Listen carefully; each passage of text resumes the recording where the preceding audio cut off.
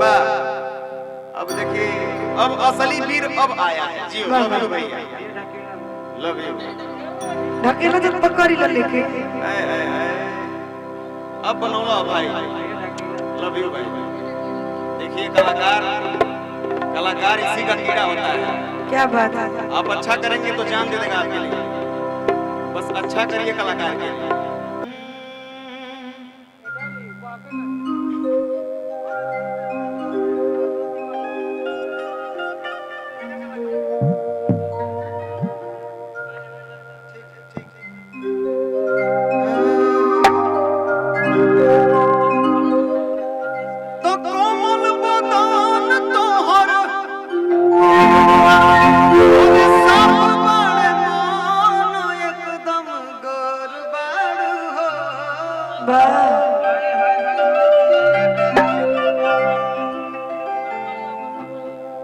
ये धनिया बारे कुर्बान जवानिया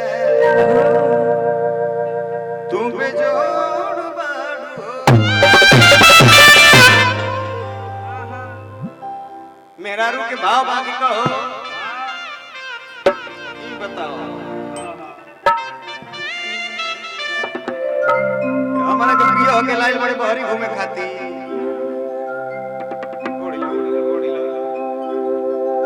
मेहरारू के भाव बाकी का कैसे हो रते बेलो ना ध्यान लईकी खोजे ल सहरिया। लकी भैया, वो खाने में भेजी है, ए लकी भैया, खाने पीने में भेजी और खाने में भेजी। मैंने पनिया मुहवा से पिया तने की कनमा से जी। ए लकी भैया, कनवा रते बेलो ना ध्यान लईकी खोजे ल सहरिया। आ हमारा की अबे पतरे कमारिया।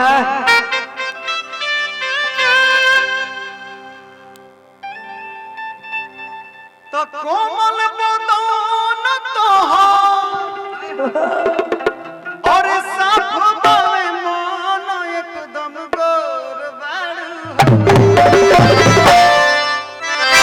तो देवरन के भाव बा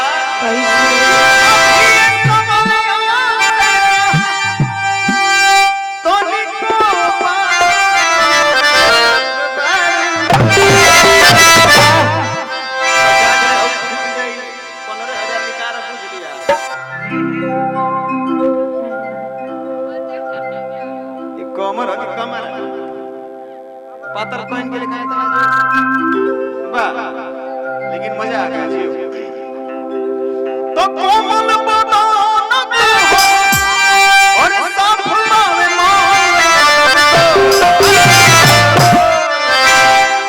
ये धनिया बड़े कुर्बान जवानिया।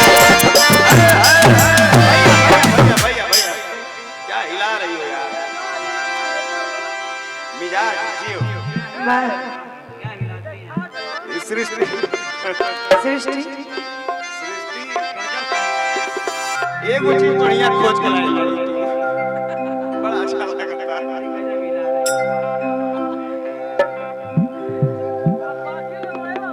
अरे बाकी लोगों के तारीफ के तबाह करियो तो हमें ना गावत नहीं रहा।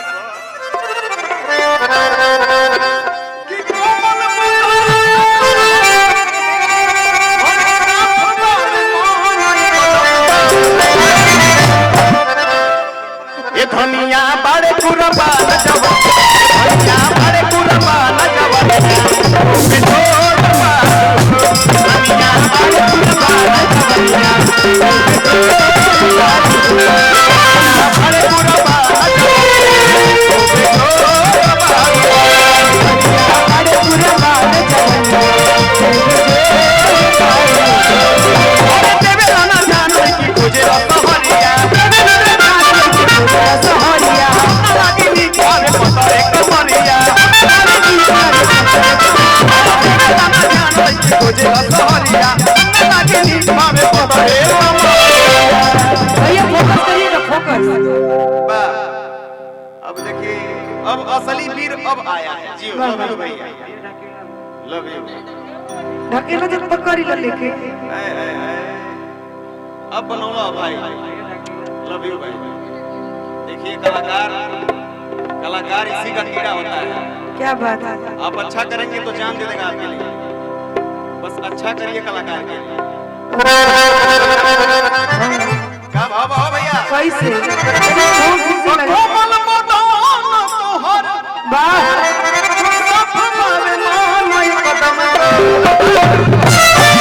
ये धनिया मारे पूरा बाला जवानिया तो बेटो न मारो।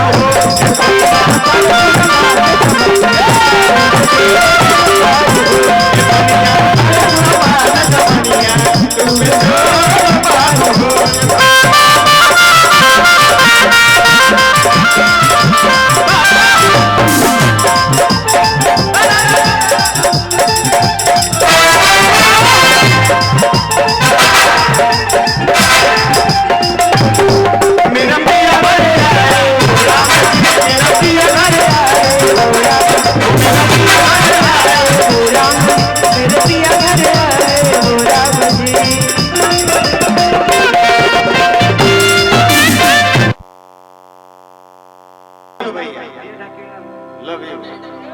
ढकेला जब पकड़ी लो लेके अब बनौला भाई, लव यू भाई। देखिए कलाकार इसी का कीड़ा होता है।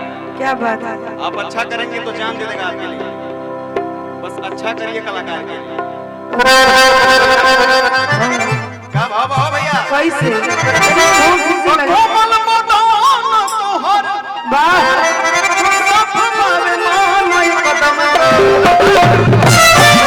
ये धनिया मारे पूरा बाला जवानिया तो बेटो न मारो।